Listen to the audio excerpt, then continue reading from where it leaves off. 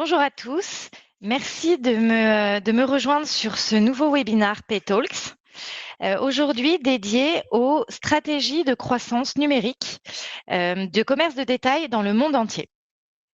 Alors chez Amazon Pay, nous avons la chance de travailler avec certaines entreprises parmi les plus brillantes du monde. Elles sont de tailles très différentes et opèrent dans différents secteurs aussi. Qu'il s'agisse de l'alimentation, des biens de grande consommation, de la mode, de la beauté, musique, que sais-je, bien d'autres industries.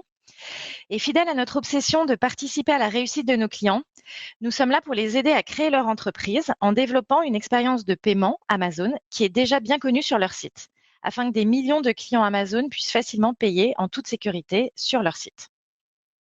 Peu importe ce que ces entreprises vendent, il y a une chose qui les relie. Elles ont découvert des techniques, des outils et des fonctionnalités qui leur ont permis en fait de développer leur activité d'une façon exemplaire. Elles identifient des solutions pour satisfaire leurs clients et en attirer de nouveaux. Et elles conçoivent des expériences qui sont incroyables afin d'augmenter leurs ventes. Ces entreprises ont en fait quelque chose à nous apprendre et c'est ce que j'aimerais partager avec vous aujourd'hui. Nous nous intéresserons en détail à 10 marchands Amazon Pay qui sont des véritables innovateurs en matière de croissance numérique. Et nous allons en discuter dans quelques minutes.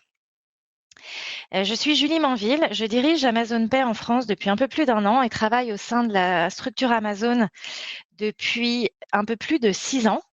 Et je travaillais sur la partie retail auparavant.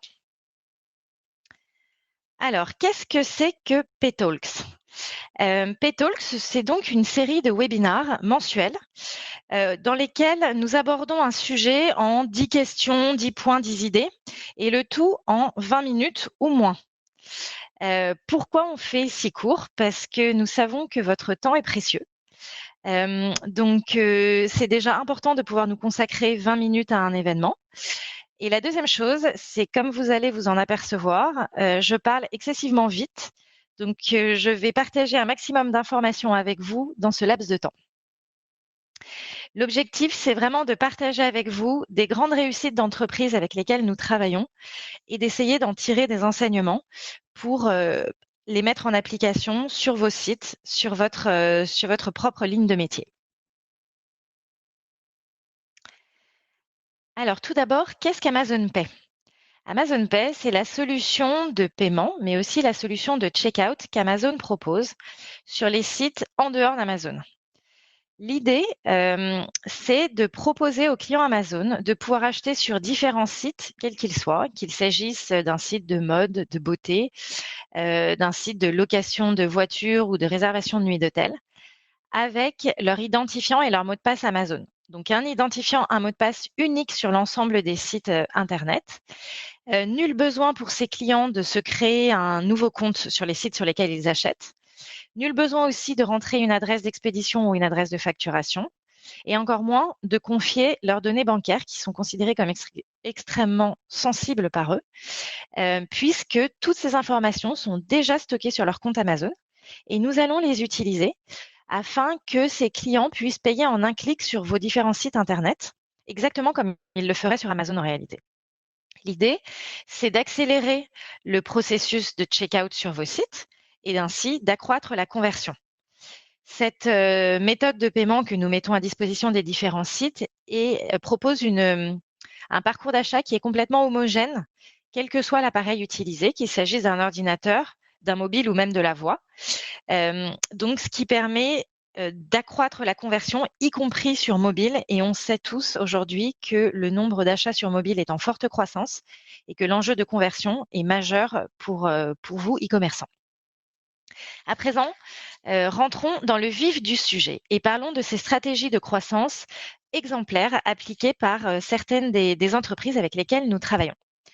Alors, la première stratégie, il s'agit d'expérimenter des stratégies de tarification pour offrir la bonne expérience au bon moment à nos clients. Alors, je vais vous parler d'une entreprise qui s'appelle The Street, qui est une entreprise d'édition spécialisée dans la finance, l'économie et l'investissement. En plus de couvrir les actualités quotidiennes, The Street propose 10 services d'abonnement différents qui attirent une grande variété de clients. Alors, on le sait, ou en tout cas beaucoup d'entre vous le savent, l'édition est un secteur qui est difficile Mais l'entreprise a su justement se faire une place et prospère depuis 1996. Aujourd'hui, son chiffre d'affaires annuel s'élève à plus de 50 millions de dollars et elle compte plus de 550 employés dans ses effectifs. Pourtant, tout n'est pas rose. L'activité de The Street peut considérablement changer à tout moment selon la situation de marché ou les fluctuations économiques. Mais ces fluctuations constituent aussi d'énormes opportunités pour eux. En effet, l'entreprise a su renouveler grâce à des offres dédiées aux abonnés particulièrement intéressantes. Et ainsi, elle a su se renouveler pour offrir à ses consommateurs des offres complètement adaptées aux différentes fluctuations et aux différents moments qu'ils peuvent connaître. Donc, elle est parvenue à développer l'engagement avec un essai gratuit. Et grâce à un système de gestion des abonnements appelé Zuora, elle profite de plus en plus de flexibilité. Elle peut par exemple réaliser des offres en temps réel via des codes promo et se renouvelle très rapidement selon les conditions de marché et les comportements des clients. Alors, qu'est-ce qu'on peut tirer de cette stratégie de tarification qui est très fluctuante en fait et qui s'adapte aux différentes conditions de marché? Ce qui est intéressant, c'est de d'abord s'intéresser d'ailleurs au modèle de tarif abonnement. Ces derniers sont extrêmement appréciés des consommateurs. Alors, ils ne conviennent pas à tout le monde, mais on peut toujours essayer. Et si vous optez pour cette approche en termes d'abonnement, vous voudrez sûrement en savoir plus sur les systèmes de gestion des abonnements afin de profiter pleinement de la flexibilité en matière de tarification et d'engagement. Le plus intéressant, c'est que vous pourrez tester et apprendre. Faut-il plutôt faire une offre groupée, un essai gratuit, des remises promotionnelles ou encore des formules prépayées? Ça, ce sont des vraies questions que vous allez pouvoir vous poser tout au long de votre stratégie de mise en place d'abonnement. Si vous vous demandez si un modèle d'abonnement peut convenir à votre entreprise, voici un conseil. Partez du client et remontez progressivement. Regardez l'offre que vous pouvez proposer à votre client et mettez-vous dans sa peau pour comprendre si c'est vraiment intéressant pour lui. Et si le modèle d'abonnement ne convient pas à votre business, à votre entreprise, vous pouvez toujours suivre le modèle des The Street et essayer la tarification et les promotions en vous appuyant sur la saisonnalité ou bien sur les étapes de cycle de vie du client, ce qui est extrêmement important, qu'il s'agisse d'un moment d'acquisition de client ou quand le client, on souhaite le fidéliser, on peut différencier les différentes offres d'abonnement ou les différentes offres tarifaires tout court qu'on peut lui proposer. Deuxième stratégie, faites-vous remarquer avec du contenu influent. Et pour cela, aidez-vous des influenceurs. Donc, je vais vous parler de l'expérience d'une entreprise qui s'appelle Little Robot. Alors, il s'agit d'une entreprise qui fabrique des litières pour chats auto-nettoyantes connectées au Wi-Fi. Donc, cette litière, en réalité, retient les odeurs grâce à une porte qui s'ouvre et se ferme automatiquement et qui se nettoie après chaque utilisation et suit les habitudes d'utilisation du chat. Donc, comme vous le savez, aujourd'hui sur Instagram, beaucoup d'entre vous, ou peut-être pas, mais en tout cas beaucoup de personnes suivent des Instagrams de chats. Et c'est sur ça que Little Robot a voulu s'appuyer. En fait, Little Robot cherchait activement à créer des partenariats avec des influenceurs sur les réseaux sociaux. Ces chats, sur les différents réseaux sociaux qui ont des millions d'abonnés, ont soulevé un véritable intérêt pour cette entreprise. Donc, notamment pour sa promotion annuelle, qui s'appelle Noël dure 12 jours, l'entreprise a réalisé une campagne de sensibilisation qui incitait les gens à s'engager envers Little Robot. Donc, pendant ces 12 jours, l'entreprise a collaboré avec un influenceur différent chaque jour pour étendre sa promotion à un public plus large d'amoureux de chats, donc un public extrêmement targeté. Little Robot a redirigé le trafic vers son site où les utilisateurs pouvaient recevoir un chèque cadeau Amazon d'une valeur de 50 $ s'ils achetaient pour plus de 500 $ de produits sur le site en payant avec Amazon Pay, qui a incité les consommateurs à évidemment dépenser plus, donc à augmenter la taille de leur panier. Alors, quels sont les résultats que cette entreprise a pu voir? La promotion a engendré plus de 500 000 actions de consommateurs, générant ainsi un volume de trafic plus important, ainsi qu'un engagement très important envers Little Robot. La récompense du chèque cadeau a provoqué une augmentation du montant moyen des commandes durant la campagne, donc un impact extrêmement positif. Alors, qu'est-ce qu'on peut tirer de cette expérience? En développement du contenu exploitable par votre marque, Et en travaillant avec des ambassadeurs sur les réseaux sociaux, vous pourrez tirer profit de la force du marketing d'influence sans pour autant épuiser vos ressources créatives. Donc de plus, ces campagnes sur les réseaux sociaux auront une vision qui est complètement cohérente vis-à-vis de votre environnement de marque.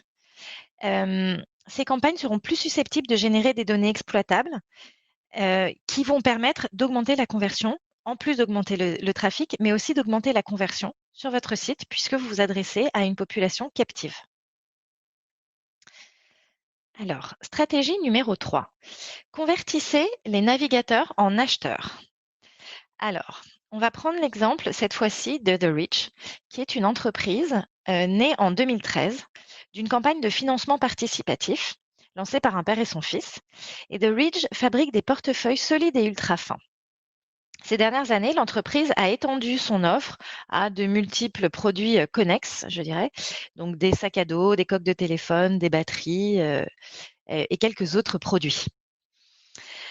Le succès de la campagne qu'a lancée The Ridge de financement participatif lui a permis d'atteindre son public cible grâce à l'email marketing. Cependant, en grandissant, cette entreprise a recherché des solutions pour convertir en fait ce trafic qu'elle a obtenu sur son site en clients. Et donc, elle a commencé à faire des tests, des A/B tests sur les différentes fenêtres contextuelles pour inciter les visiteurs à consommer et pour ce faire en leur proposant des concours. Donc aujourd'hui, l'entreprise utilise une fenêtre contextuelle sur son site pour inviter à gagner un portefeuille The Ridge si vous souscrivez à sa newsletter. Alors, durant les 14 premiers jours d'utilisation de cette fonctionnalité, elle a converti 8% du trafic en 18 000 emails. Ce qui signifie que plus de 8% des visiteurs du trafic total ont soumis leur adresse email. Et cette liste a permis d'enrichir les listes de diffusion de The Ridge, qui a en plus doublé d'un mois sur l'autre. Donc l'entreprise a ainsi pu récupérer les informations de plus de 270 000 clients potentiels avec cette fenêtre contextuelle, ce qui est énorme. Donc ce que nous pouvons tirer de la réussite de The Ridge, qui a converti son trafic en clients potentiels, c'est qu'effectuer des tests A/B sur différentes stratégies pour collecter les adresses email des utilisateurs s'avère très efficace. Il faut commencer par définir à quel type de client on veut s'adresser et surtout quel type de clients sont le plus susceptibles de répondre à un concours ou autre stratégie qu'on souhaite mettre en place sur son site. Donc, ces clients peuvent se montrer réactifs si on leur propose un bon de réduction sur le prochain achat, si on leur propose de gagner des produits ou d'accéder à un contenu exclusif créé pour les abonnés. Donc, après avoir identifié l'approche la plus percutante pour vos clients, selon leur nature, en fait, que vous avez pu identifier jusqu'alors, testez des solutions plus granulaires grâce à l'A/B testing pour affiner votre stratégie sur les différents éléments. Et cette stratégie s'est avérée extrêmement payante pour cette entreprise et vaut le coup, en fait, de l'explorer un peu plus davantage. Stratégie maintenant numéro 4. Simplifier la création de comptes. Je crois que c'est un sujet qui revient souvent dans nos webinars parce que c'est un sujet qui nous tient particulièrement à cœur puisque on sait que c'est un enjeu majeur de conversion. Smartbox est le numéro 1 français et européen des coffrets cadeaux. L'objectif de cette entreprise est de permettre à chacun d'offrir une véritable expérience à vivre plutôt qu'un cadeau matériel. Donc, par exemple, un saut en parachute pour faire le plein d'adrénaline, un séjour gastronomique sous le signe du romantisme, un massage synonyme de détente, une conduite grisante sur un circuit. Toutes ces expériences sont des expériences qui sont aujourd'hui proposées dans les coffrets cadeaux Smartbox. Alors l'entreprise possédait une bonne base de clients qui étaient déjà très engagés. Pourtant, Smartbox pensait pouvoir attirer encore plus d'amateurs fidèles en simplifiant son processus de création de compte et de paiement, tout en conservant les avantages d'une page de compte centrale pour le suivi de commandes, les retours et autres points de contact évidemment. Donc, comment l'enseigne s'y est-elle prise en fait pour simplifier ce processus de création? Elle a activé la fonctionnalité Connectez-vous avec votre compte Amazon ou Connectez-vous avec Amazon sur son site à l'étape de création de compte, ainsi qu'au moment du paiement. Ce que ça a permis de faire, c'est de proposer aux clients Amazon de ne pas se créer de compte, d'utiliser leur adresse d'expédition et de facturation déjà stockée sur leur compte Amazon, ainsi que leurs données bancaires déjà stockées également sur leur compte Amazon, afin de simplifier le processus de paiement, le processus de création de compte, effectivement, et de payer en un clic. Le Smartbox a immédiatement constaté une hausse des nouveaux comptes, mais aussi une réduction du nombre de clics nécessaires pour payer, et donc une forte augmentation de la conversion. Cette dernière information est particulièrement importante lorsqu'il s'agit de ventes sur mobile, dont le nombre ne cesse d'augmenter pour l'entreprise. Elle est devenue donc un de nos ambassadeurs pour le service Amazon Pay. Stratégie numéro 5. Faites plaisir à vos clients grâce à la simplicité d'Alexa. Alexa est l'assistant vocal d'Amazon que nous avons créé et importé en France il y a quelques années déjà. Alors, parlons un petit peu de l'AFM Téléthon. Donc, le Téléthon, c'est l'événement caritatif qui est organisé depuis 1987 par l'Association française contre les myopathies pour financer les projets de recherche. Mais Téléthon, et la force du Téléthon d'ailleurs, c'est de suivre son temps. Cette association sait que les donateurs recherchent de nouveaux moyens simples de faire une donation. Il nous appartient donc de nous adapter et de savoir répondre à leurs attentes. Donc, ce qu'a fait le Téléthon pour toucher directement les donateurs là où ils sont, le Téléthon a créé une skill Alexa, donc une fonctionnalité Alexa, grâce à laquelle ils peuvent faire un don super facilement en fait. Il suffit de dire à son assistant vocal Alexa lance Téléthon pour activer la skill et pouvoir faire un don en 2 minutes en disant exactement le montant qu'on veut donner à l'association et évidemment relier ce don à son compte Amazon. Le conseil qu'on peut vous donner à partir de cette expérience, c'est de suivre l'exemple du Téléthon sur l'intégration du commerce par la voix. Il ne faut pas avoir peur d'innover. Si vous le faites bien et que vous respectez les attentes des consommateurs, alors vous arriverez probablement à les satisfaire. Mais il existe encore une raison encore plus pertinente d'adopter ces nouveaux canaux. C'est que les habitudes d'achat changent et changent très vite. Je pense que on est passé d'un mode de consommation qui était digital, qui était lié à l'ordinateur, au mobile très rapidement. Quand les smartphones sont arrivés sur le marché, on avait l'habitude de regarder, de tirer de l'information de ces smartphones, mais en aucun cas d'acheter. Et à ce moment-là, qui aurait pu prévoir cet essor de l'achat via mobile? C'est arrivé extrêmement vite. Il a fallu s'adapter extrêmement vite. La voix suit exactement la même courbe de lancement et d'adoption.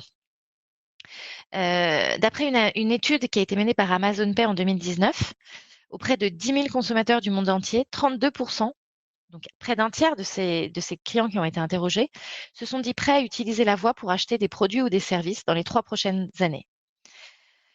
C'est extrêmement important comme donnée et ça prouve à quel point il est nécessaire d'adapter notre offre aujourd'hui et notre façon d'acheter à ce nouveau mode de consommation.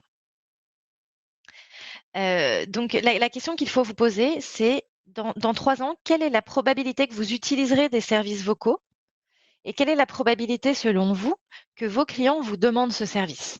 Pourquoi pas le tenter dès maintenant et essayer de proposer vos services ou produits via la voix et via Alexa.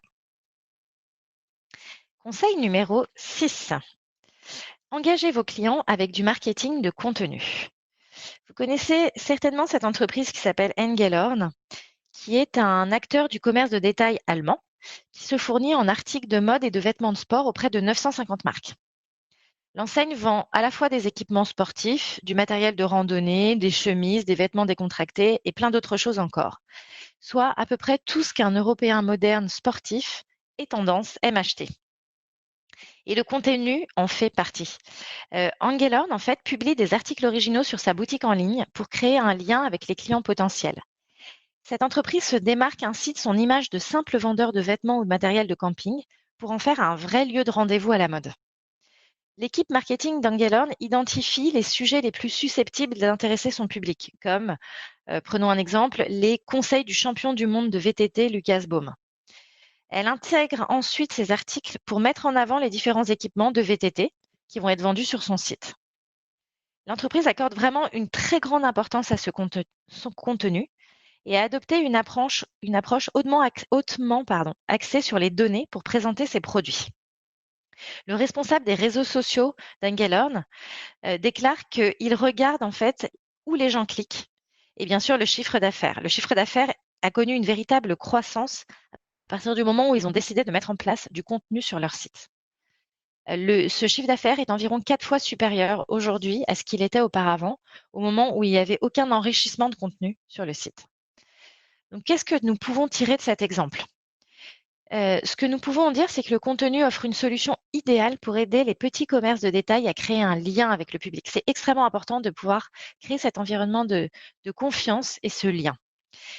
Identifiez donc les intérêts de vos clients et commencez à les attirer avec des photos, des vidéos ou des articles originaux. Une fois que vous aurez trouvé les sujets susceptibles de leur plaire, commencez à tester différentes solutions pour transformer ce contenu en vente. Et vous verrez que l'impact est évident dès qu'on commence à le faire. Exemple numéro 7. Laissez les données guider vos décisions. Apprenez à prendre des décisions axées sur les données, car croyez-en en tout cas l'expérience d'Amazon, elles vous mèneront directement vers le client et auront un impact direct sur vos ventes. Thomann est un e-commerçant de détail allemand spécialisé dans les instruments de musique ainsi que les équipements audio et scéniques. Autrefois, c'était un magasin familial qui était situé en Bavière, qui s'est lancé dans le commerce en ligne en 1997. Aujourd'hui, l'entreprise pèse très lourd, plus de 800 millions d'euros, et est devenue le plus grand marchand d'instruments de musique au monde. Elle surveille de très près les tendances clients et s'appuie sur ces données pour orienter ses décisions en matière de développement produit et d'expérience client. Les chefs de produits de cette entreprise surveillent sans cesse les habitudes d'achat pour prendre des décisions concernant les stocks et les promotions. Donc, ces chefs de produits utilisent méticuleusement cette information et peuvent dire à combien il faut vendre le produit et s'il échouera ou si justement ça va prendre très vite. L'engagement est indispensable pour suivre le plus de données commerciales possible. Donc, commencez à introduire des tests itératifs pour prendre certaines décisions de produits sur votre site, qu'il s'agisse du prix, de la présentation ou du design, et mesurer l'impact sur le taux de conversion. Suivre ces données, en fait, pas à pas, faire un test à la fois et identifier vraiment l'impact sur les ventes est extrêmement important pour identifier les nouvelles tendances et ce qui marche ou ce qui ne fonctionne pas. Des tests itératifs efficaces amélioreront non seulement votre prise de décision, mais ils vous aideront aussi à mieux connaître vos clients. Et on sait à quel point c'est important aujourd'hui de connaître ses clients et de se différencier par rapport aux autres. Conseil numéro 8. Ciblez précisément vos annonces. Brooklinen est un commerce de détail en ligne spécialisé dans le linge de lit qui propose des draps de luxe à prix abordable.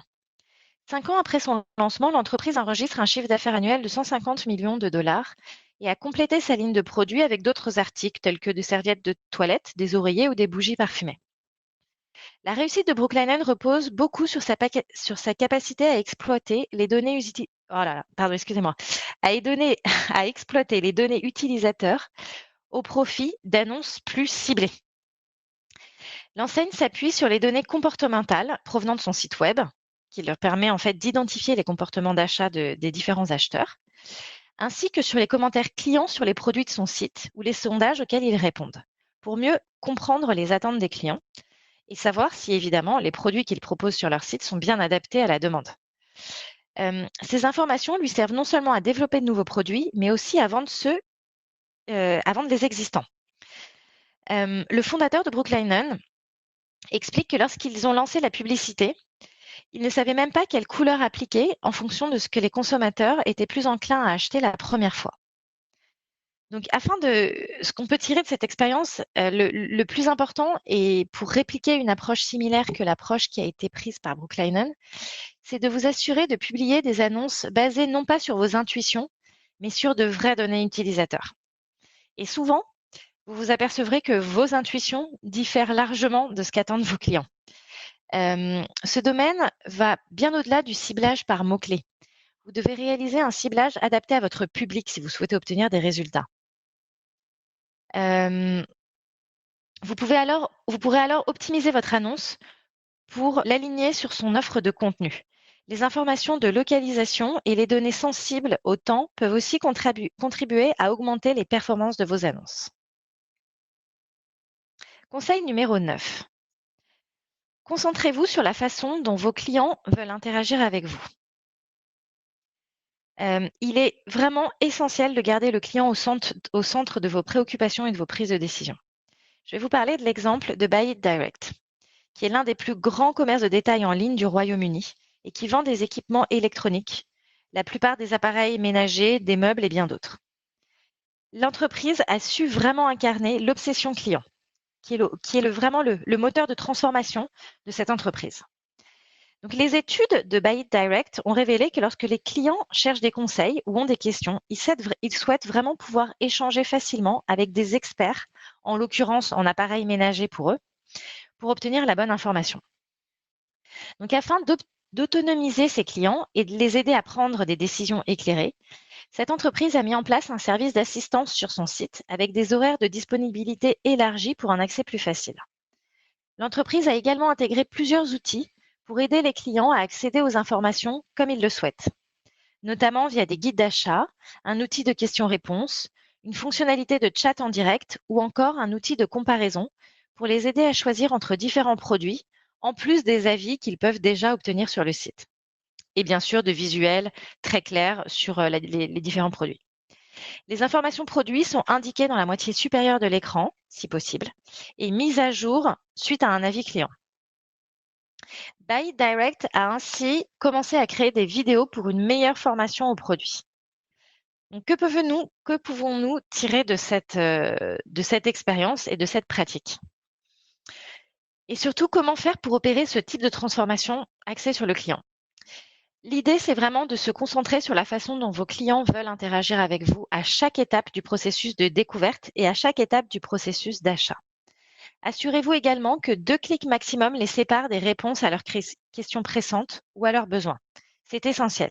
Si vous pouvez, développer un chat qui va permettre aux clients de poser les différentes questions, des comparateurs, des avis clients super visibles pour vos clients afin que vraiment ils puissent faire un choix éclairé sur les différents produits que vous proposez. Enfin, dernière stratégie, dernier conseil. Laissez votre communauté être votre meilleur ambassadeur. Amazon est très connu pour utiliser cette stratégie, mais nous ne sommes pas les seuls. Je vais vous parler de l'exemple de MVMT, qui est devenu un best-seller sur le marché des montres élégantes bon marché. Cette société a été lancée en 2013 et a connu une très forte croissance vraiment dès le début. Elle ne compte pas moins de 1,5 million de clients et 4,5 millions d'abonnés sur les réseaux sociaux. Une bonne partie de sa réussite repose sur sa capacité à utiliser sa communauté de fans pour en faire ses plus grands ambassadeurs. Donc, au lieu d'appliquer des méthodes de marketing habituelles, MVMT a su mettre en place une approche organique basée sur les réseaux sociaux pour attirer de nouveaux clients. Elle a utilisé ses ambassadeurs, ses fans, qui sont devenus en fait des leaders d'opinion sur ce marché de la montre. Impliquer réellement des personnes dans sa marque est la chose la plus précieuse que l'on puisse faire. Il ne s'agit pas seulement de clients, mais des supporters, des membres, des ambassadeurs. Des gens qui ont l'impression de faire partie de quelque chose et qui vous accompagneront et feront passer le mot. Ils vont vraiment leader l'opinion sur ce marché. Donc, comment utiliser les réseaux sociaux pour créer cette fameuse communauté? Les utilisateurs savent déjà publier du contenu original en ligne, mais vous pouvez les encourager pour le faire en leur proposant des cadeaux mensuels, comme l'a fait MVMT lorsque l'entreprise s'est lancée et a commencé à se développer, en offrant des montres aux personnes qui identifiaient leurs amis, par exemple. Vous pouvez aussi favoriser la création de contenu généré par les utilisateurs en leur proposant des invitations régulières. MVMT encourageait ses clients à laisser un avis lorsqu'ils achetaient un article, ce qui lui a rapidement valu d'accumuler les 5 étoiles. Un petit tip supplémentaire que je voudrais ajouter à cette liste des 10 stratégies importantes dans le commerce de détail, ce sont toutes ces entreprises avec lesquelles nous travaillons aujourd'hui et qui, en fait, aident à travailler la solution de panier que vous allez proposer sur votre site ou qui vont même vous aider à vous lancer dans le secteur du e-commerce. Vous trouverez un petit aperçu des entreprises qui sont actrices dans ce domaine et avec lesquelles nous travaillons. Alors, pour résumer toutes les différentes stratégies et les exemples de marques avec lesquelles nous travaillons, qui nous ont semblé particulièrement pertinentes dans le cadre de stratégies de croissance dans le commerce de détail. La toute première était d'expérimenter des stratégies de tarification pour offrir la bonne expérience au bon moment à vos clients. La deuxième était de se faire remarquer avec du contenu euh, lié à des influenceurs ou à des marques. La troisième, estimer la valeur des concours pour vos clients que vous pouvez mettre sur votre site afin de récolter un certain nombre d'adresses email que vous pourrez utiliser par la suite. Enfin, il est très important de simplifier la création de compte, de faire plaisir à vos clients avec de nouvelles expériences et technologies. La stratégie numéro 6 est d'engager vos clients avec du marketing de contenu. En 7e position, nous avons partagé le fait de laisser des données guider vos décisions produits. En 8e position, de cibler précisément vos annonces. 9e position, de vous concentrer sur la façon dont vos clients veulent communiquer avec vous. Et enfin, de laisser interagir avec vous, vos clients, de laisser votre communauté être votre meilleur ambassadeur. Alors j'espère que vous avez pris autant de plaisir que moi à ce webinaire, que ces stratégies et ces exemples d'entreprises qui ont eu beaucoup de succès dans leurs différents secteurs ont pu vous apporter quelque chose et vous donner des idées sur de nouvelles stratégies que vous pourriez mettre en place sur votre secteur d'activité. Et j'espère vous reparler bientôt pour un prochain webinaire. Je vous souhaite une excellente journée.